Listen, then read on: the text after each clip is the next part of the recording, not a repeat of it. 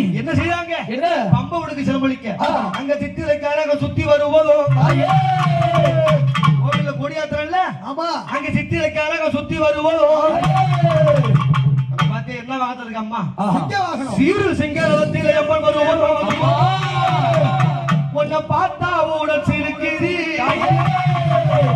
எம்மாடி அருள் வந்து மருளாடுறீ அங்க சித்திரைக்காரங்க சுத்தி வருவோம்